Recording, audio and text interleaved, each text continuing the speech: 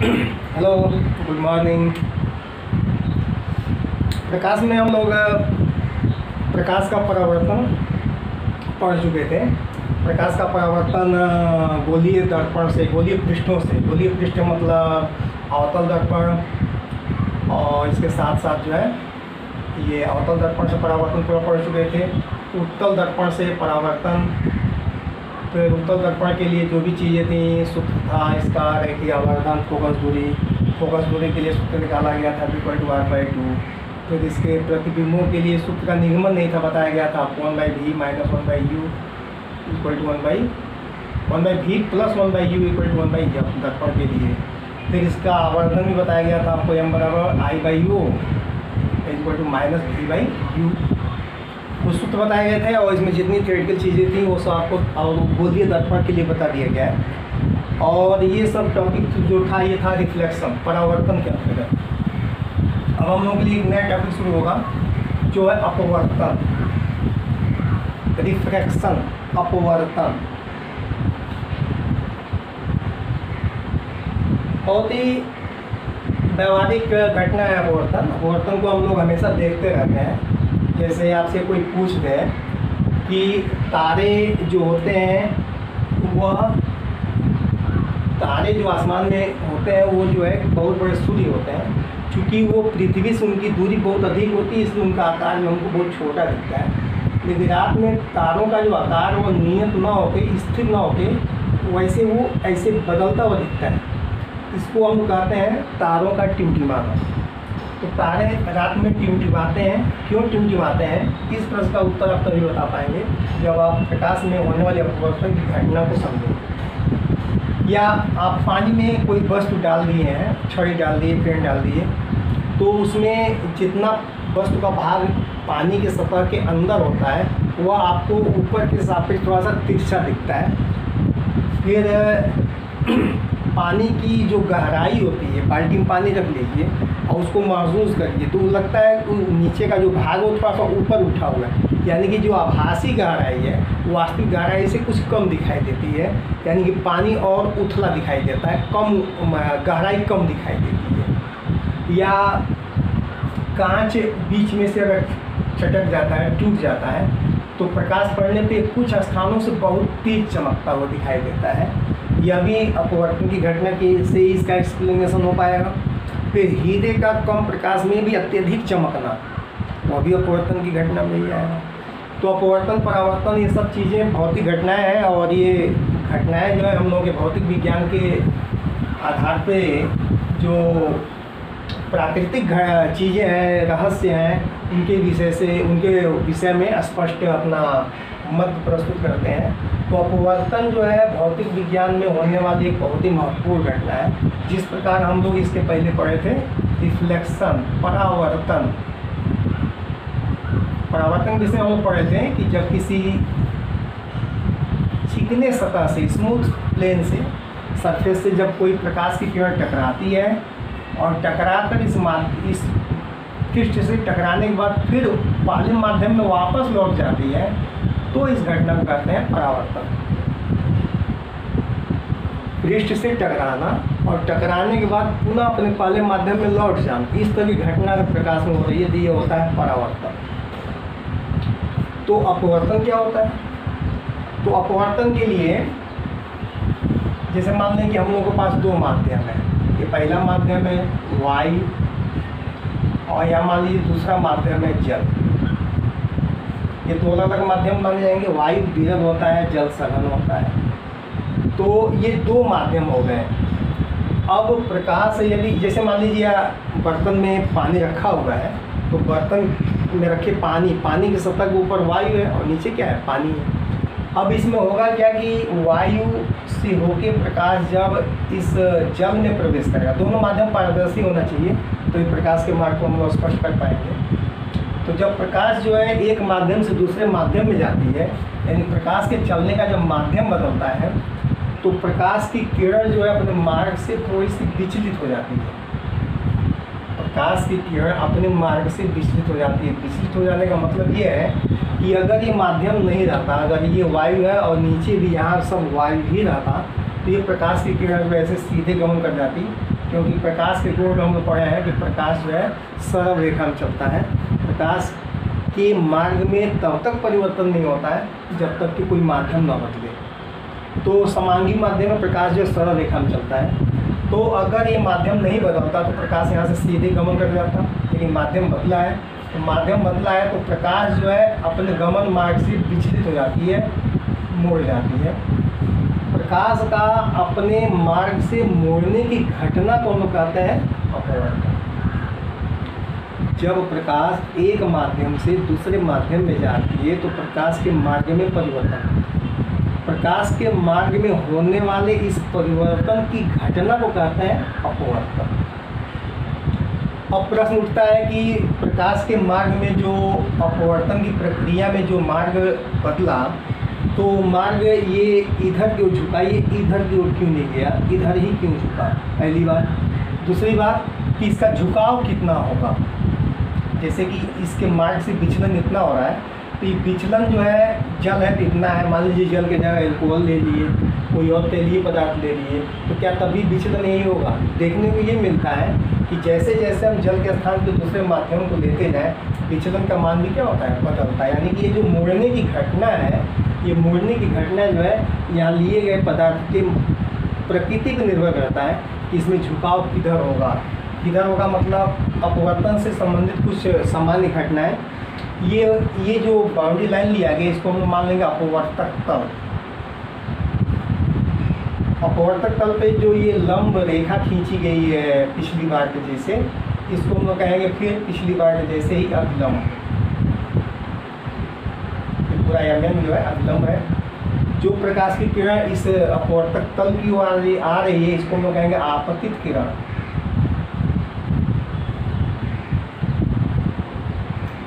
और अपवर्तन की प्रक्रिया के बाद जो किरण आगे बढ़ रही है इसको हम कहेंगे अपवर्तित किरण। एकदम पिछले जैसे है अपवर्तित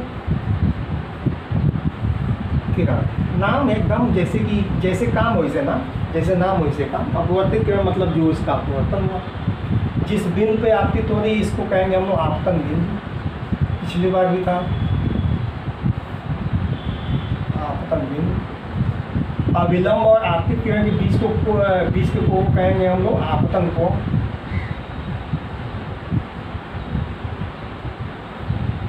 इसको हम लोग जनरली आई से दिखाते हैं। और अभिलंब और यहाँ अपवर्तित किरण के बीच में जो कोण बन रहा है इसको हम कहेंगे अपवर्तन कोण, एंगल ऑफ रिफ्रैक्शन।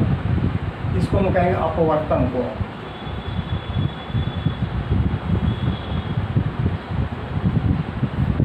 तो एकदम बेसिक परिभाषा है, एक बार फिर शुरू से ध्यान से देखिए। अपवर्तन क्या है? रीडिंग अपवर्तन रिफ्लेक्शन। जब प्रकाश की किरण एक माध्यम से दूसरे माध्यम में जाती है तो उसके मार्ग में विचलन, प्रकाश के मार्ग में होने वाले विचलन की इस घटना को कहते हैं लोग अपवर्तन। अब जो प्रकाश की किरण इस तल की ओर आती है इसका हम आपतित किरण। अपवर्तन की प्रक्रिया के बाद जो किरण आगे बढ़ती है उसे हम लोग कहते हैं अपवर्तित किरण। इस अपवर्तक तल पे खींचे गए लंब रेखा को कहते हैं लोग अभिलंब। आपतित किरण और अभिलंब के बीच बने कोण को कहते हैं आपतन कोण। अपवर्तित किरण और अभिलंब के बीच बने कोण को कहते हैं अपवर्तन कोण। ये जो है बेसिक डिफिनीशन जो है रिफ्रैक्शन के लिए, अपवर्तन के लिए। अपवर्तन के इस प्रारंभिक परिभाषा के बाद हम लोग आ जाएंगे कि अपवर्तन होता क्यों है, यानी कि अपवर्तन का कारण। अगला टॉपिक होगा इसका अपवर्तन का कारण।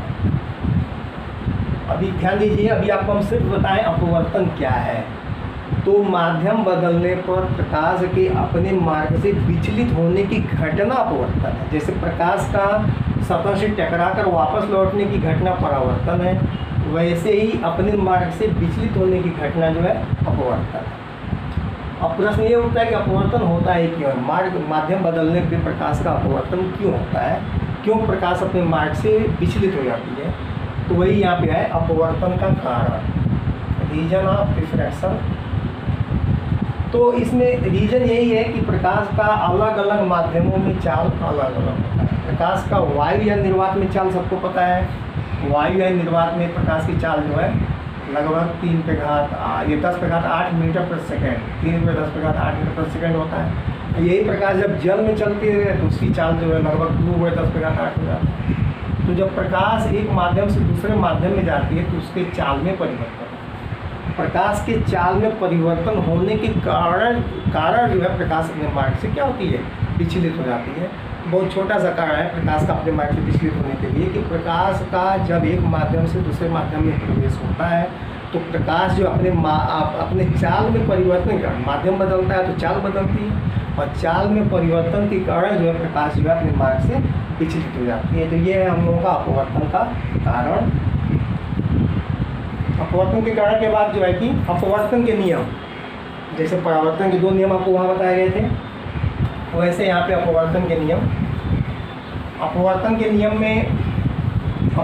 नियम जानने के पहले बार परावर्तन के नियम दोहराते हैं।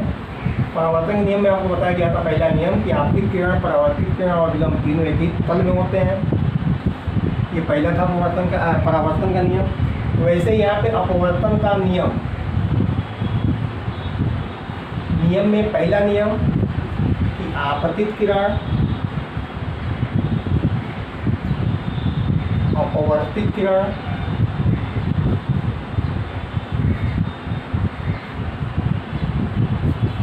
और अविलंब तीनों एक ही तल में होते हैं।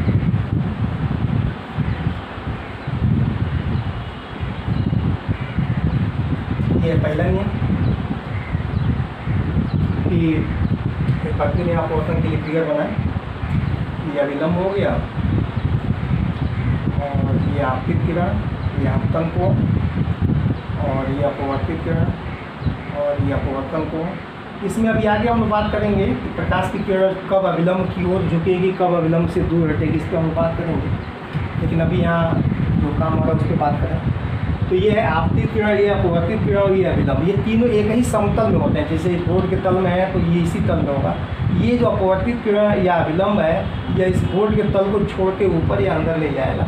एक ही समतल में तीनों होंगे, हमेशा होंगे। जैसे ये आपतित किरण तो यही इसी समतल में अविलंब भी होगा और इसी समतल में जो अपवर्तित किरण भी आगे बढ़ते जाएगी।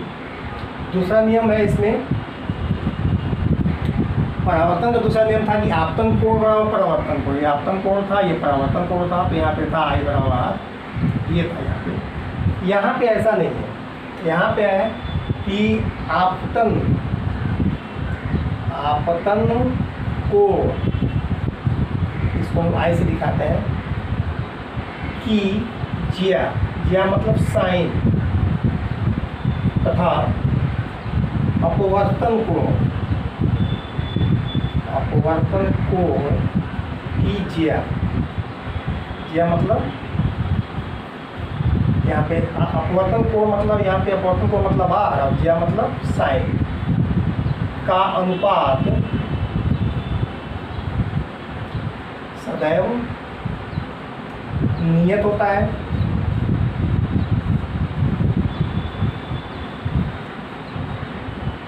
जैसे कि ये माध्यम अगर नियत है, जैसे ये वायु है, ये जल है, या ये जल है, ये कांच है, या वायु है, कांच है, अगर ये माध्यम नियत है तो आपतन कोण और अपवर्तन कोण का ज्या का अनुपात सदैव नियत होता है। इस नियत मान को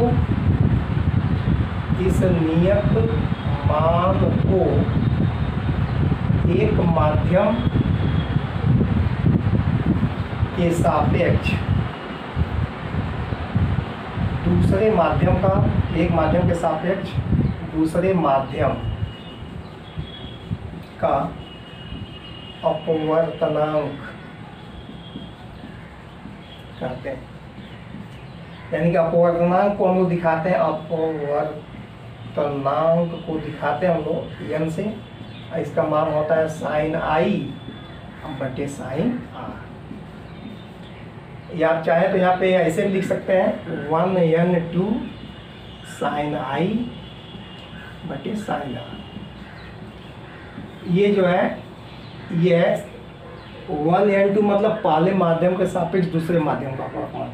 अब ये जो संकेत अलग अलग पुस्तकों में अलग अलग लिखते हैं। कई जगह इस n की जगह पे म्यू लिखते हैं, ऐसे म्यू 1 म्यू 2।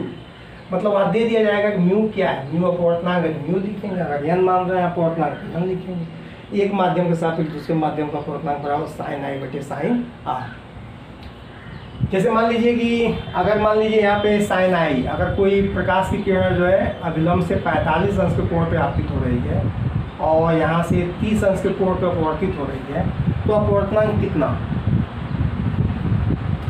जैसे मान लीजिए प्रकाश की किरण वायु में 45 अंश के कोण पे अभिलंब की वो इस तल पे आ रही है और अपवर्तन की प्रक्रिया में प्रकाश जो है 30 अंश के कोण पे अपवर्तित होती है, तो यहाँ पर अपवर्तनांक निकालना क्या निकलेगा 1/2 = साइन आई। आई मतलब यहाँ पे 45 अंश और आर मतलब साइन आर मतलब 30 अंश।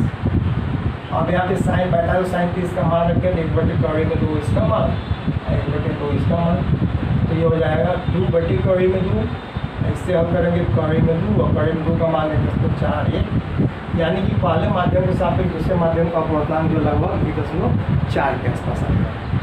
तो ये अपवर्तनांक है एक माध्यम के सापेक्ष दूसरे माध्यम का अपवर्तनांक। इस दूसरे नियम को हम लोग स्नेल का नियम कहते हैं। द्वितीय नियम को हम लोग इसे स्नेल का भी नियम कहते हैं, स्नेल। तो कभी कभी अलग से भी पूछ दिया जाता है स्नेल का नियम क्या है। स्नेल का नियम जो है यही है। स्नेल के नियम के स्नेल के नियम से हमको ये पता चलता है कि एक माध्यम के सापेक्ष दूसरे माध्यम का अपवर्तनांक क्या है। अब याद करिए हम शुरू में बताया था अपवर्तन क्या है। अपवर्तन क्या है? तो एक माध्यम से प्रकाश जब दूसरे माध्यम में जाती है तो उसके मार्ग में विचलन होता है। विचलन होने की इस घटना को अपवर्तन। अब प्रश्न ये उठता है कि माध्यम मान लीजिए यहाँ पे है और प्रकाश जो है मार्ग से विचलित हो रहा है, ये विचलन कितना होगा? ये विचलन जो भी हो रहा है विचलन कितना होगा? तो विचलन कितना होगा ये निर्भर करेगा किस पर? दोनों माध्यमों के अपवर्तन, एक माध्यम के सापेक्ष दूसरे माध्यम के अपवर्तनांक पर। अपवर्तनांक एक मान है, एक वैल्यू है जो ये बताता है कि प्रकाश के मार्ग में होने वाले विचलन की मात्रा कितनी है। अगर अपवर्तन का मान 1 हो गया, अगर n बराबर 1 हो गया, साइन आई बराबर साइन आर, यानी कि प्रकाश के मार्ग में कोई अपवर्तन नहीं होगा क्योंकि आई बराबर आर हो जाएगा। जितने कोण पे आएगी उतने कोण पे जाएगी, यानी कि निश्चित है कि अपवर्तन का मान जो 1 से क्या होगा अधिक होगा। अगर अपवर्तनांक का मान 1 हो गया तो फिर प्रकाश के मार्ग में कोई विचलन हुआ ही नहीं। तो अपवर्तनांक एक वैल्यू है, एक मान है, एक संख्या है जो यह दिखाती है कि एक माध्यम से दूसरे माध्यम में जाने पर प्रकाश के मार्ग में कितना विचलन उत्पन्न होगा। अगर अपवर्तनांक बहुत अधिक है तो विचलन बहुत अधिक होगा, अपवर्तनांक कम है तो विचलन कम होगा, अपवर्तनांक 1 है तो उस प्रकाश के किरण के मार्ग में कोई विचलन नहीं होगा। तो प्रकाश में इस विचलन के, प्रकाश के किरण के मार्ग में होने वाले विचलन के कारण ही हम लोगों को रात में तारे जो है टिमटिमाते हुए, इसके बाद से आप टॉपिक होगा हम लोगों का अपवर्तन का दैनिक जीवन में उपयोग या अपवर्तन का दैनिक जीवन में उदाहरण, भौतिक घटनाएं जहाँ पे अपवर्तन की प्रक्रियाएँ चलती हैं होती हैं वहाँ के विषय में बात होगा। तो अपवर्तन के उदाहरण में सबसे अच्छा उदाहरण है अपवर्तन का दैनिक जीवन में उदाहरण। सबसे पहला वही आ जाएगा तारों का टिमटिमाना। रात में तारों का टिमटिमाना, तारों का टिमटिमाना। रात में तारे आसमान में टिमटिमाते हैं। क्यों? ऐसे तो पृथ्वी से लेके उस तारे के बीच में अगर ध्यान से देखें तो पाएंगे कि अधिकांश भाग जो है निर्वात है, मतलब वहाँ कोई माध्यम नहीं है। पृथ्वी की सतह से कुछ ऊंचाई तक, कुछ 100 किलोमीटर की दूरी तक जो है माध्यम है। और इस माध्यम में भी क्या होता है, तो इस माध्यम में भी नीचे की जो वायु है ये ज़्यादा सघन है। नीचे जो है सघन वायु है और ऊपर की वायु क्या है, विरल है। और फिर इसके ऊपर जाएंगे तो यहाँ क्या है, निर्वात। और ऊपर कहीं बहुत दूर अगर तारा है तो वहाँ से चलने वाला प्रकाश जो इन सभी माध्यमों से होता होगा तब हमारे पास अभी क्या होता है, पहुँचता है। तो वायु जो है, ये जो विभिन्न माध्यम की वायु के परतें हैं, ये परतें जो होती हैं सदैव गतिशील होती हैं। वायु के परतों में गतिशीलता के कारण भिन्न भिन्न जगहों के अपवर्तनांक जो है समय के साथ थोड़ा बहुत बदलते हैं। अपवर्तनांक के मान में परिवर्तन होने के कारण जो है यहाँ से आने वाले प्रकाश के मार्ग में थोड़ा सा परिवर्तन होता है, और इसीलिए गोल सुदूर स्थित तारा जो है रात में हम लोगों को टिमटिमाता हुआ दिखाई देता है। मतलब ऐसा लगता है कभी उसका आकार जो अमीबा के जैसे ऐसे ऐसे क्या हो रहा है, लगातार बदल रहा है। फिर दूसरा है कि हम लोग सूर्य को सूर्योदय के पहले ही देख लेते हैं। सूर्य को सूर्योदय के पहले देख लेते हैं और सूर्य को सूर्यास्त के बाद तक देखते हैं। सूर्य को सूर्योदय के पहले कैसे देख लेते हैं उसको भी इसी चित्र से समझा जा सकता है। जैसे मान लीजिए ये सूर्य है, इसको हम यहाँ से नहीं देख सकते क्षैतिज से। यहाँ से चलने का प्रकाश जब इस वायु के विभिन्न मार्गों में विभिन्न सतहों में पहुँचता है तो अपवर्तन के कारण उसके मार्ग में धीरे धीरे परिवर्तन होता है, और परिवर्तन होने के कारण जो है इस सूर्य का आभासी प्रतिबिंब जो है यहाँ पे हम लोग को दिखाई देना शुरू हो जाता है। और इस प्रकार सूर्य को हम लोग सूर्योदय के पहले ही देख लेते हैं, और अंत में जब सूर्यास्त होने को जाता है तो सूर्य जब सूर्यास्त हो जाता है उसके बाद तक हम लोग सूर्य को देखते रहते हैं। यह भी जो है अपवर्तन का ही व्यवहारिक उदाहरण है। अपवर्तन की प्रक्रिया के कारण ही हम लोग अगर एक फ्लास्क ले लें, और एक फ्लास्क में एक क्या करते हैं, एक बर्तन ले लें इस प्रकार का जिसका मुंह चौड़ा हो, इसमें जल भर लें और इसमें एक छड़ी ऐसे डाल दें तो पानी के भीतर छड़ी हमको क्या होती है, मुड़ी हुई दिखाई देती है। मुड़ी हुई दिखाई इसलिए देती है कि अपवर्तन में अब यहाँ से प्रकाश जो चल के जा रहा है उसके मार्ग में इस तरह से विचलन होता है। ये जो भी वस्तु हम पेन छड़ी जो भी लिया है ये अपने वास्तविक स्थिति से क्या होता है, विचलित होकर दिखाई देता है। ये कितना विचलित होगा इसके विषय में आगे हम लोग बात करेंगे, कैसे कितना विचलित होगा ये बात करेंगे। लेकिन यहाँ जल या माध्यम अलग अलग होने के कारण जो है ये छड़ी जो है अपनी मूल अवस्था की बजाय थोड़ा सा मुड़ी हुई दिखेगी। यहाँ से वायु के ऊपर अलग चीज़ है तो अलग माध्यम में वायु है, यहाँ तो छड़ी रूप की दिखेगी, और सतह के अंदर की जो छड़ी है वो दूसरे रूप की दिखेगी। लेकिन ये छड़ी जो यहाँ से मुड़ी हुई दिखेगी। इसी अपवर्तन के कारण ही जल में जो जल का सतह है, या एक बाल्टी में जल ले लें उसमें एक सिक्का डाल दें तो सिक्का जो है अपेक्षाकृत कुछ ऊपर उठा हुआ दिखाई देता है, और ये ऊपर उठा हुआ दिखाई देता है। कितना ऊपर उठा हुआ दिखाई देगा इसको हम लोग सूत्र के रूप में निकालेंगे। जितना ऊपर उठा हुआ दिखाई महसूस होता है, दिखाई देता है, उससे हम लोग आभासी गहराई देते हैं, कहते हैं। और उतना अनुमान लेकर अगर उसमें हाथ डाला जाए, किसी वस्तु उसको छूने का प्रयास किया जाए तो आप देखेंगे कि ये मिलेगा नहीं, ये और गहराई में होता है, यानी कि आभासी गहराई इस जल के कारण जो हम लोगों को अलग दिखाई देती है। तो ये कुछ है दैनिक जीवन में अपवर्तन के उदाहरण। बाकी चीज़ें जो अगले वीडियो में आपको फिर दी जाएंगी। ओके।